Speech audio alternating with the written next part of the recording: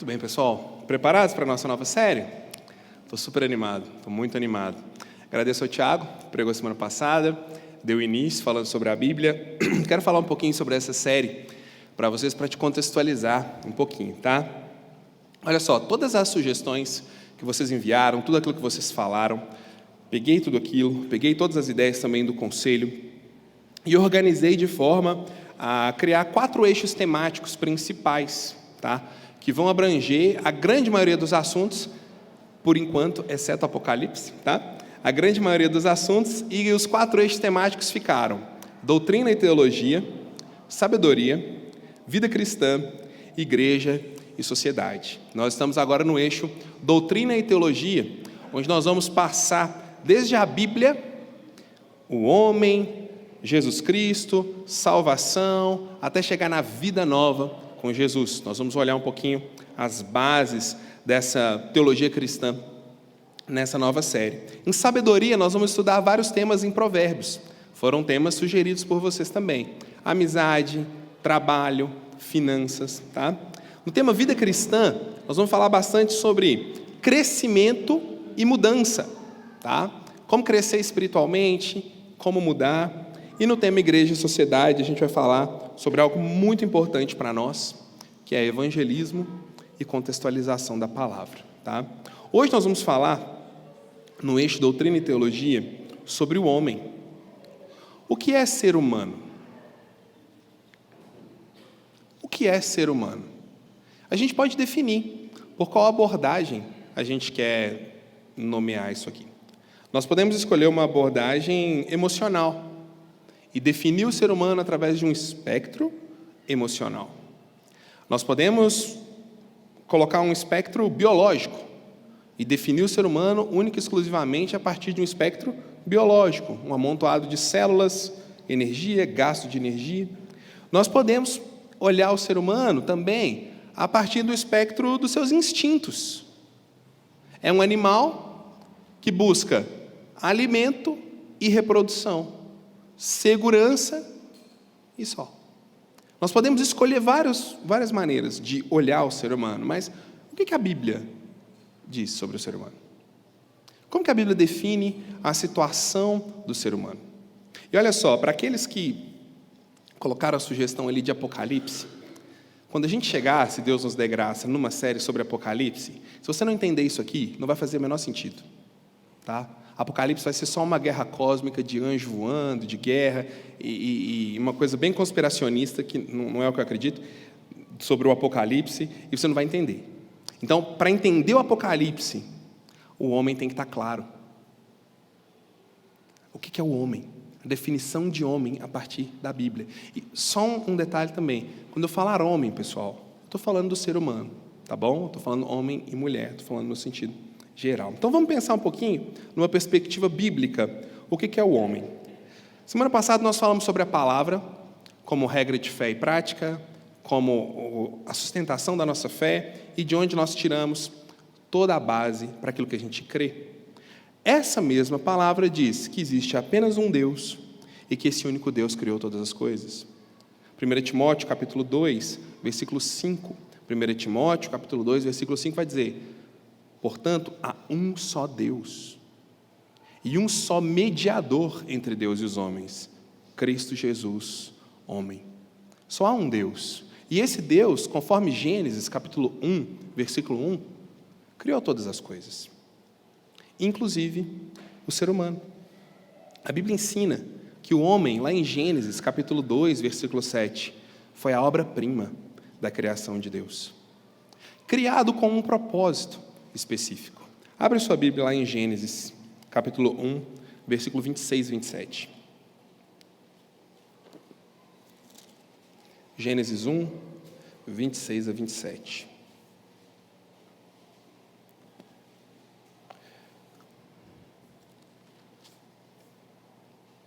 Lembrando, um só Deus, poderoso e eterno, criador do ser humano e criador do homem com um propósito. Qual é? Capítulo 1, versículo 26 e 27. Também disse Deus: façamos o homem conforme a nossa imagem e conforme a nossa semelhança.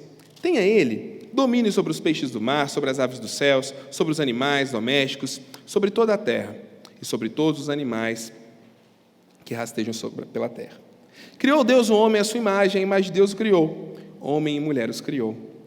E Deus os abençoou e lhes disse: sejam fecundos, multipliquem-se, encham a terra, sujeitai, dominai sobre os peixes, sobre as aves dos céus, sobre todo animal que rasteja pela terra.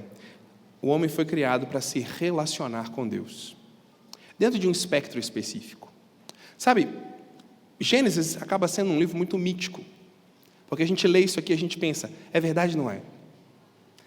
É assim mesmo ou não é? É luz? A gente lê esse texto cheio de dúvidas, tentando encaixar um olhar científico no texto, tá? Como se aqui, provavelmente o escritor foi Moisés, como se ele estivesse muito preocupado com a teoria quântica enquanto ele escreveu isso aqui. Ele não estava. Esse texto ele tem um cunho poético informativo. Por que poético informativo? Esse texto ele foi escrito num momento muito específico, tá, do povo hebreu, que é logo que eles saíram da escravidão no Egito, caminharam pelo deserto durante muitos anos, e bem antes deles entrarem naquilo que era chamado de terra prometida, o destino deles, Deus faz uma grande revisão teológica e visionária sobre o que significava servir o Deus de Israel. E aí ele manda Moisés escrever Gênesis. Ou seja, um pessoal que tinha ficado 400 anos preso numa cultura completamente pagã, os egípcios. Isso aí dá mais de 3 gerações, ou seja, eles eram mais egípcios do que hebreus nesse momento. Tá? E agora tinham saído de lá, ficaram perambulando vários anos no deserto, batendo cabeça, lidando ali com as suas dificuldades culturais e religiosas, e agora eles iam entrar numa terra onde eles iam se multiplicar. Deus dá as orientações para eles sobre como as coisas funcionavam de verdade, sobre como as coisas deveriam ser. E aí Deus começa escrevendo Gênesis. Olha, no princípio foi Deus que criou todas as coisas. Ele criou o sol, criou a lua, criou todas as coisas, mostrando para eles, olha, foi Deus que fez tudo isso, tá? Não foram esses deuses aí que vocês acreditam no Egito, não. E aí ele conta uma história muito interessante, no versículo 26 e 27, porque ele coloca o homem como a representação de Deus nesse mundo.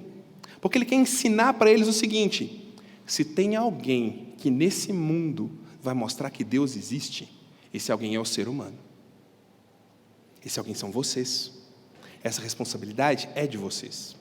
Quando eles liam isso aqui, como que eles entendiam, né? Havia um costume naquela época que quando um governante, um rei ou um exército dominava uma determinada região, um determinado local, ele construía uma imagem do busto dele ou uma imagem do corpo dele todo e colocava nas divisas daquele território.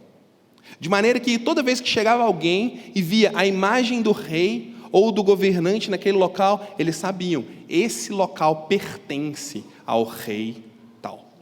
Esse local é dominado pelo rei tal. O que Deus está ensinando para eles? Deus criou o mundo. Deus criou todas as coisas. Deus criou um jardim. E colocou a imagem dele lá, dizendo, esse local é meu. Você me representa. E aí ele mostra a função do ser humano nesse local. E essa função, eu gosto de dividir ela em 3 R's. R's mesmo, a letra R. A primeira delas é refletir. Criou Deus o homem conforme a sua imagem, conforme a sua semelhança. Criou o homem capaz de refletir quem Deus era. E como ele fazia isso? Através do seu relacionamento de unidade com a mulher, que era uma representação do relacionamento de Deus com a Trindade. Mas em que sentido, Rafael? 3 em 1, expressando pleno amor, expressando plena unidade, aquilo que nós falamos há 2 anos, na primeira pregação do capítulo de Marcos, chamado a pericorese, a dança da Trindade. Essa união plena de seres distintos, representada numa união plena de seres distintos, macho e fêmea, unidos numa causa, refletindo a imagem de Deus. Mas não somente refletindo a imagem de Deus, também reproduzindo essa imagem, porque Deus diz: multiplique-se, reproduza essa imagem. Vocês agora são responsáveis por colocar mais dessas imagens nesse mundo e dizer: Deus governa sobre tudo. Espalhem a minha imagem sobre todos os locais. Mas não somente refletir a imagem de Deus, não somente reproduzir a imagem de Deus, mas também representar a imagem de Deus, porque ele diz: continue criando. Quando ele diz para o homem: olha, tenha domínio sobre o que está em cima, sobre o que está embaixo, sobre os peixes, sobre os animais, sobre a criação, ele está dizendo: está aqui, está pronto. Agora você é um representante meu para descobrir os segredos desse mundo, para descobrir as minúcias desse mundo, para prosperar esse mundo, porque você me representa como Criador. Então ele está ensinando para esse pessoal aqui o seguinte: ele criou todas as coisas, ele criou um local perfeito, ele colocou um representante dele lá, o ser humano, e as imagens que esse ser humano iria reproduzir, e ele dá para esse ser humano uma responsabilidade: cuidar daquele negócio, continuar, dar sequência, pegar a matéria-prima bruta e transformar em algo bonito e belo. Então a gente chama isso aqui, pessoal, de mandato cultural. A razão pela qual Deus criou o ser humano. Para quê? Refletir a imagem dele nesse mundo. Mostrar que existe governo. Mostrar que existe um Deus superior. Espalhar a imagem dele por esse mundo. E continuar criativamente manipulando, no bom sentido da palavra, né? E governando esse mundo como um representante de Deus. O problema é que o pecado surgiu no mundo quando o homem desobedece a Deus. Romanos capítulo 5, versículo 12. Romanos capítulo 5, versículo 12 diz assim: portanto, assim como por um só homem entrou o pecado no mundo, e pelo pecado a morte, assim também a morte passou a todos os homens, porque todos pecaram. O homem já não era mais um espelho perfeito da imagem de Deus. Ele não tinha mais um DNA puro para reproduzir a imagem de Deus, e muito menos um representante à altura do governo precioso que Deus queria que ele levasse adiante, porque o pecado entrou no mundo. Pecado originalmente, gente, não sei se você sabe o que significa, mas significa errar o alvo. Qual que é o alvo de Deus? Não pode ser menos do que perfeição, concorda? O alvo de Deus é a perfeição. E originalmente pecado significa errar o alvo de Deus. 1 Pedro, capítulo 1, versículo 16, você pode olhar lá: sejam santos, porque eu sou santo. Deus não coloca um alvo por baixo. A gente tem muito isso, né? Em vários espectros da cultura, a gente acaba medindo sempre por baixo e nivelando tudo por baixo. Não, Deus mede por cima. O alvo dele é a perfeição. E o pecado é justamente a incapacidade do ser humano de alcançar esse alvo de Deus, de alcançar essa perfeição. Ele erra o alvo, por mais que ele tente. O pecado é também a transgressão da lei de Deus. O pecado é também a corrupção da ordenança clara de Deus, em prol do interesse individual, em prol da vontade individual. O representante deixando de representar Deus e representando o seu próprio desejo. Pecado é também, você pode olhar João capítulo 3, versículo 36, a incredulidade. João capítulo 3, versículo 36, 3:36. Por isso, quem crê no Filho tem a vida eterna. O que todavia se mantém rebelde, que não crê contra o Filho, não verá a vida, mas sobre ele permanece a ira de Deus. E a partir de então, gente, acontece um fenômeno, que é o quê? Nós somos pecadores não porque pecamos, mas pecamos justamente porque somos pecadores. Surge então a natureza pecaminosa, que é uma inclinação interior para praticar tudo aquilo que desagrada a Deus. Salmo 51, versículo 5, Davi disse: eu nasci na iniquidade e fui concebido pela minha mãe em pecado. Efésios capítulo 2, cada um procurando o seu próprio interesse e indo na direção que o seu nariz apontava, escravo das suas próprias concupiscências ou desejos. Colossenses capítulo 3, versículo 5.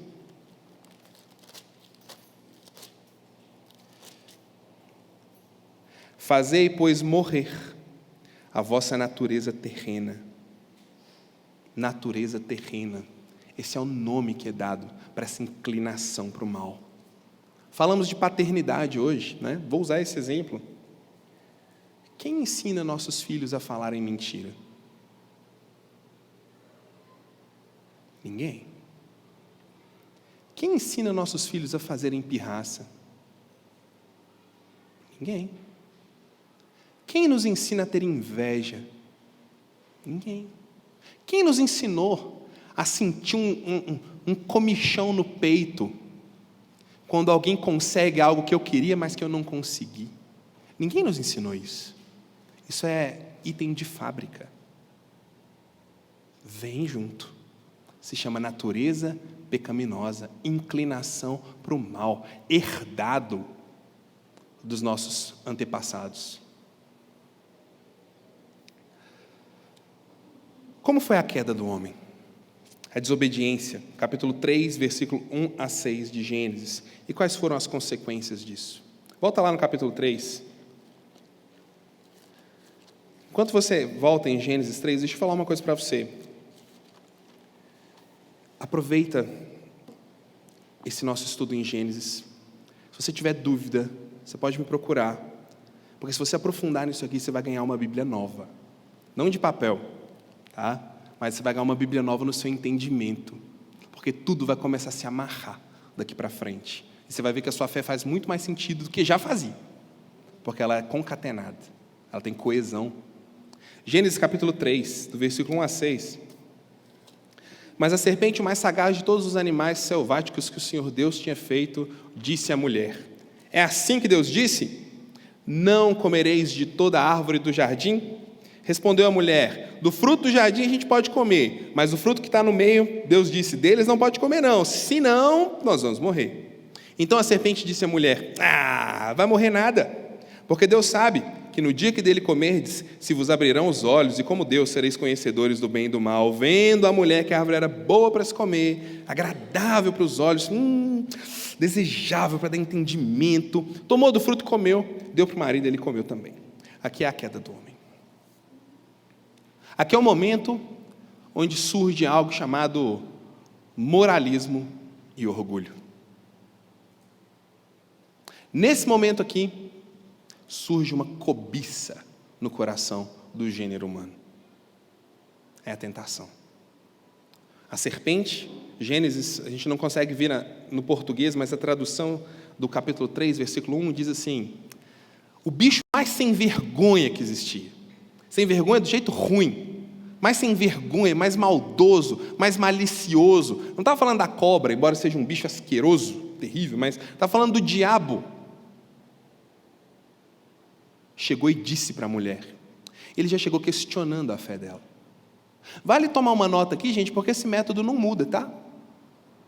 É sempre assim, questiona a fé, faz a pessoa parecer ridícula, acreditando naquilo que ela acredita, oferece para a pessoa uma coisa que ela já tem, disfarçado de alguma coisa melhor, e depois mete um bicudo no traseiro e joga na cova.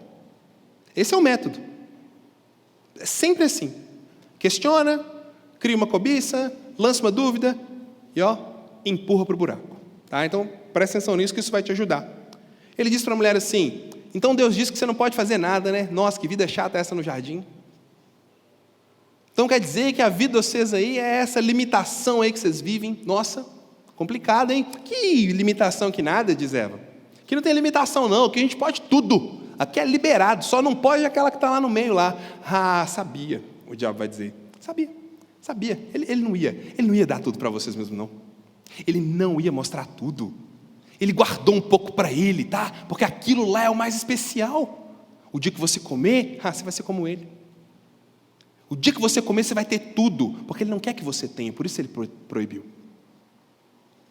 Olha ele oferecendo para ela alguma coisa que ela já tinha. Eles foram criados à imagem e semelhança de quem, gente? De Deus. Criados à imagem e semelhança de Deus. Mas agora ela está aqui sendo questionada e sendo convidada para ser como Deus. Para ser algo que ela já tinha. O que está acontecendo aqui? Ela está sendo convidada a encurtar caminhos. Ela está enfrentando a tentação de encontrar um caminho mais fácil, centrado nela mesma, no ser humano. Qual que era o método de Deus para eles crescerem? Qual que era o método de Deus para eles ganharem maturidade, para eles desenvolverem na fé? O método de Deus era comunhão diária e conversa paternal, todo dia. Era assim que eles iam aprender de Deus. Era assim que eles iam conhecer sobre Deus. Era assim que eles iam ganhar maturidade. Era assim que eles iam aprender as coisas boas e as coisas que não eram tão boas. Mas o diabo oferece para ela um caminho mais curto. Amadureça mais rápido. Preste atenção nisso, seja dono do seu próprio caminho e senhor da sua própria vida. E deixe o plano de Deus de lado. Esse foi o convite para o ser humano. Esse ainda é o convite para o ser humano. O convite é, deixa Deus de lado. Tenta outras coisas. Primeiro vamos esgotar todos os recursos bons. Depois a gente vai ver o que Deus diz. Eu não estou inventando isso não, gente. Funciona assim. Não, primeiro vamos tentar resolver. Se não der certo, a gente liga para alguém da igreja. Não, eu sou Senhor. Aquela frase bonita, né? Senhor do próprio caminho, dono dos próprios sonhos. Essas frases de coach, né? Todo respeito se tiver algum coach aqui, mas essas frases assim de tomar as rédeas da própria vida. É isso que ele estava fazendo. Ser senhor da própria vida. Ganha conhecimento com uma mordida. Já falei isso algumas semanas atrás. E eles caem. E o pecado entra no mundo. E quando o pecado entra no mundo, o que é afetado, gente? O que é manchado? Se você está prestando atenção, você já sabe. Os R's. Logo, depois que eles comem, o que acontece? Leia Gênesis 3 essa semana. Por favor, faça isso. O que acontece logo depois? Deus procura eles, Deus sai procurando eles. Olha a gentileza de Deus. Deus sabia que eles estavam escondidos atrás de alguma moita qualquer, mas Deus sai andando. Onde vocês estão? Onde vocês estão? Sai procurando eles.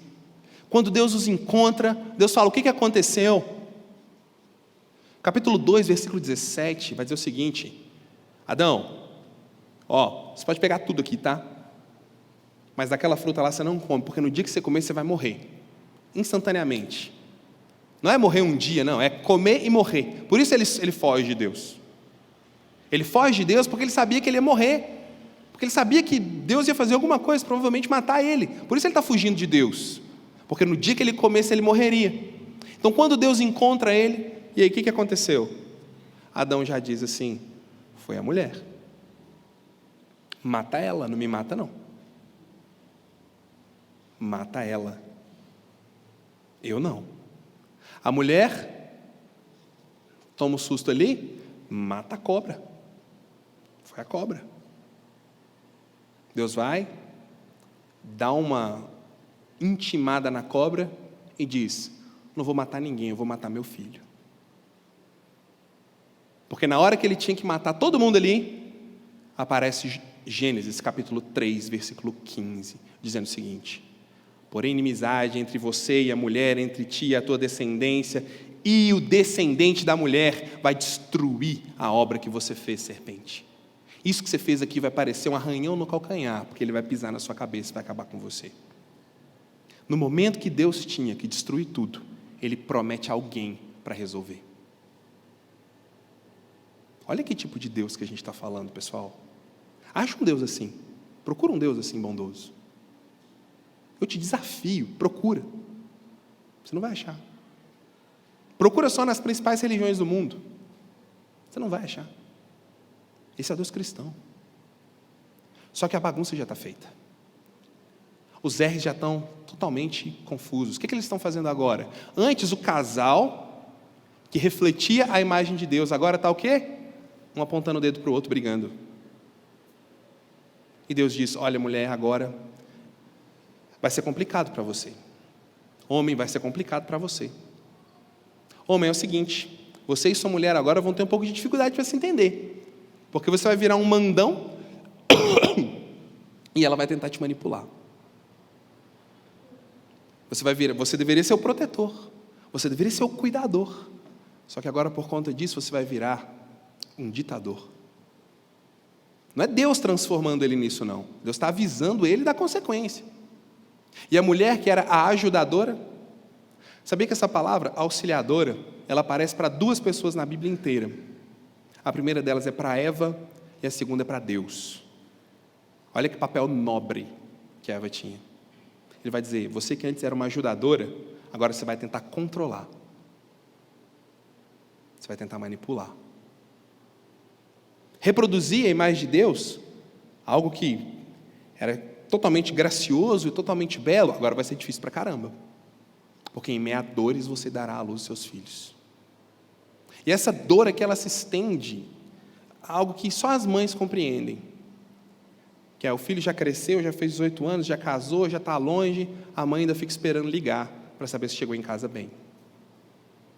Já casou, já está longe, já é adulto e formado, a mãe ainda faz uma marmitinha e manda para ele, porque ele gosta daquele nhoquezinho com carne moída que a mamãe faz. Essa preocupação, essa angústia que a mãe carrega, está incluso aqui. Não dá para soltar mais no mundo, você tem que estar sempre ali controlando. E para Adão ele vira e diz assim, visto que você atendeu à voz da sua mulher e comeu do fruto que eu disse para não comer, maldita é a terra por tua causa, em fadigas obterás dela o sustento, e ela produzirá espinhos e ervas daninha, e do suor do teu rosto comerás o teu pão. O que ele está dizendo para Adão? Você era meu representante, cara. Você deveria ouvir a minha voz e cuidar desse mundo, mas você não ouviu a minha voz, você ouviu a voz dela. Da mesma maneira que você se rebelou contra mim, a terra vai se rebelar contra você, e você não vai conseguir dominar ela mais. Vai ser difícil, vai ser complicado.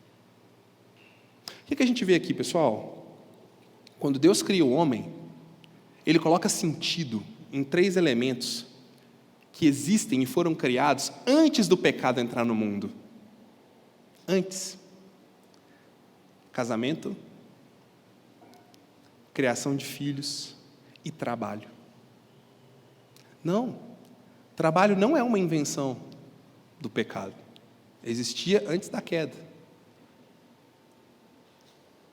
E eu acho que vai existir depois também. Mas isso aí é só para quando a gente for falar de Apocalipse. Família, homem e mulher, criação de filhos e trabalho. A vida do ser humano era um holofote de Deus.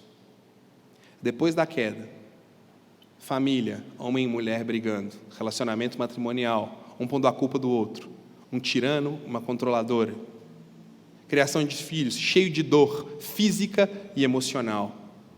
A representação do governo de Deus no mundo agora não é mais fácil. Família, casamento, filhos e trabalho, afetados pelo pecado. Agora o homem não é mais um holofote de Deus, ele é um holofote dele mesmo. E ele só mostra a desgraça dele por onde passa. Rafael, não acredito nisso. Tudo bem, olha no espelho. Olha para o seu casamento. Olha para o seu trabalho. Olha para as pessoas que estão ao seu redor. Olha para como as pessoas criam seus filhos. Olha para o mundo como a gente está vivendo. E aí me fala, se não são esses 3 R's que estão completamente destruídos e avacalhados, transformando o mundo no que ele está hoje. Porque a imagem de Deus foi corrompida no ser humano. O ser humano agora não é mais pleno. Ele representa ele mesmo. E isso torna o homem em quê? Esse processo, gente, transformou o homem, em primeiro lugar, pecador. A partir de Adão e Eva, o pecado passou a fazer parte da essência humana. Olha, se você cruzar 2 dálmatas, não vai nascer um pitbull. Vai nascer outro dálmata. Quando você cruza 2 pecadores, não nasce um santo de Deus, nasce outro pecador. A partir do momento que o pecado entrou no mundo, a imagem reproduzida é a imagem do ser humano, pecador. Por isso Paulo vai dizer em Romanos capítulo 3, versículo 23, todos pecaram e carecem da glória de Deus. Todos já nascem aquém da perfeição. Ah, mas eu nunca roubei, nunca matei, nunca fiz nada de errado. Mas já nasceu aquém da perfeição. Isso torna todos nós pecadores. Porque o alvo de Deus não é a perfeição. Isso separa o homem de Deus. Efésios capítulo 2, versículo 13.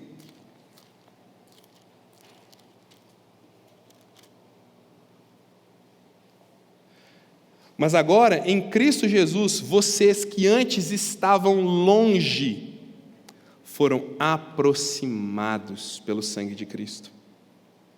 Estavam longe antes por quê? Por causa do pecado. Separados. Morto nos seus delitos e pecados. Capítulo 2, versículo 11.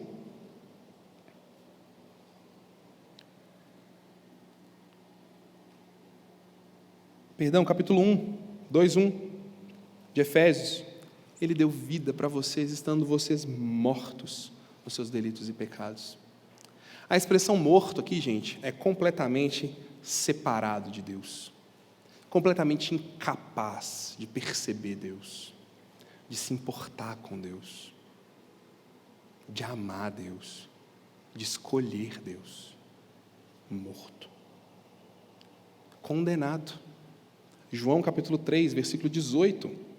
João, Evangelho de João, capítulo 3, versículo 18. Quem nele crê não é julgado, o que não crê já está julgado, porquanto não crê no nome do unigênito Filho de Deus. Condenação. O pecado nos colocou debaixo de condenação. E está sob a ira de Deus, capítulo 3, versículo 36. Por isso, quem crê no Filho tem a vida. O que se mantém rebelde contra o Filho não vê a vida, mas sobre ele permanece a ira de Deus. O autor de Hebreus vai dizer assim que uma coisa horrível é estar nas mãos de um Deus irado. Isso é o que o pecado fez com o ser humano. Separou ele de Deus, matou ele, completamente separado, condenou e colocou ele debaixo da ira de Deus. E o resultado disso, gente, é que o pecado destrói o caráter do ser humano. Romanos capítulo 1, versículo 28 ao 32. Romanos 1, 28 ao 32. E por haverem desprezado o conhecimento de Deus, o próprio Deus os entregou a uma disposição mental reprovável para praticarem coisas inconvenientes, cheios de toda injustiça, malícia, avareza, possuídos de inveja, homicídio, contenda, dolo e malignidade, sendo difamadores, caluniadores, aborrecidos de Deus, insolentes, soberbos, presunçosos, inventores de males, desobedientes aos pais, insensatos, pérfidos, sem afeição moral e sem misericórdia. Ora, conhecendo eles a sentença de Deus, de que são passíveis de morte os que tais coisas praticam, não somente as fazem, mas também aprovam os que assim procedem. O pecado colocou o homem nessa disposição mental, moral e prática do mal. Chama alguém para ler um livro. Isso pegando por baixo. Chama alguém para ler um livro. Você não vai conseguir. Duvido. Raríssimos casos. Chama alguém para tomar uma pinga. Ele vai. Nada contra. Mas chama alguém para tomar uma pinga, ele vai. Chama alguém para ver um filme. Ele vai. Chama alguém para falar mal dos outros. Ele vai. Porque é isso que o pecado faz. Corrompe o caráter. É gostoso. É bom. É bom quando a gente fala assim, queria pedir uma oração para o fulano.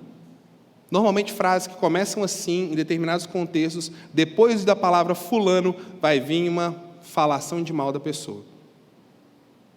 É gostoso, parece que é bom, porque nós estamos com o nosso caráter depravado, por causa do pecado. Conduz à morte eterna. João 3,16, Deus enviou seu Filho ao mundo para que todo aquele que nele crê não pereça. Perecer, gente, é permanecer separado de Deus eternamente. E por último, o pecado produz uma vida infeliz. João 10, versículo 10. Jesus veio para que tenhamos vida, e vida em abundância. Mas o ladrão vem somente para matar, roubar e destruir. Tem uma história muito legal. No primeiro livro das Crônicas de Nárnia, conta a história do tio André. O tio André, ele era um químico. Ele tentava transformar os elementos em ouro. Ele buscava riqueza. Ele queria riqueza fácil. E ele descobriu um jeito ali de se transportar para as terras de Nárnia. E aí ele vai, leva a Polly e o Dígore. O Dígore é sobrinho dele, a Polly é uma amiguinha do sobrinho dele. Eles vão para uma terra chamada Nárnia. E lá ele vê um leão chamado Aslan criando aquela terra toda.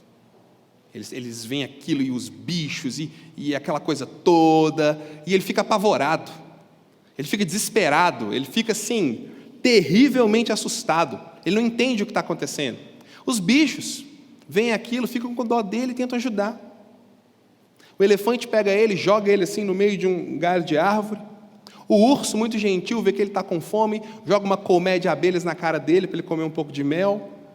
O javali traz alguns espinhos que ele gostava de comer para dar para ele, ele cai sentado com a cara em cima dos espinhos. Os bichos estão tentando ajudar ele, ele é apavorado. Ele só olha animal rosnando e gritando com ele. Daí eles chegam até Aslan e diz para ele assim: Aslan, será que você pode cuidar dele? Será que você pode fazer alguma coisa por ele? E aí nessa parte eu achei que a descrição que Aslan dá para esse homem é a representação do ser humano sem Deus. Diz assim: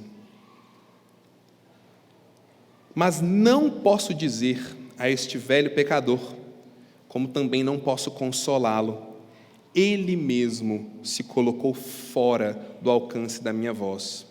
Se eu lhe falasse, ouviria apenas rosnados e rugidos. Ó filhos de Adão, com que esperteza vocês se defendem daquilo que lhes pode fazer o bem. Mas eu lhe ofertarei a única dádiva que é capaz de receber.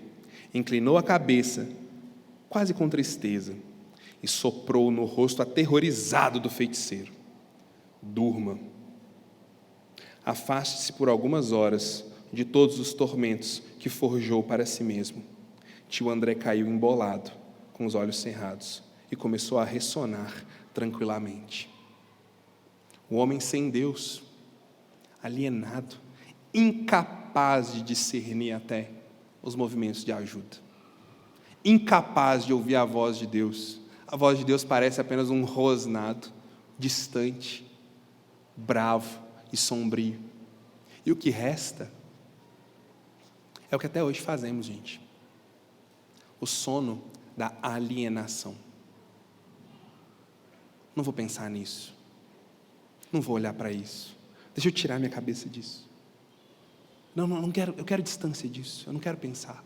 Eu prefiro ficar alienado no meu sono, buscando uma paz em mim mesmo que eu nunca vou encontrar, porque eu não ouço a voz de Deus. É isso que o pecado faz com o ser humano. Deixa ele numa vida centrada em si mesmo, buscando única e exclusivamente escapar daquilo que lhe pode trazer vida, como Aslan disse. Grava isso, gente. A maioria das pessoas ao nosso redor, talvez até você, está com muita esperteza, tentando escapar exatamente daquilo que pode te dar vida. Isso é lamentável. Lamentável, mas é o efeito do pecado. E Deus? O que Deus faz com tudo isso?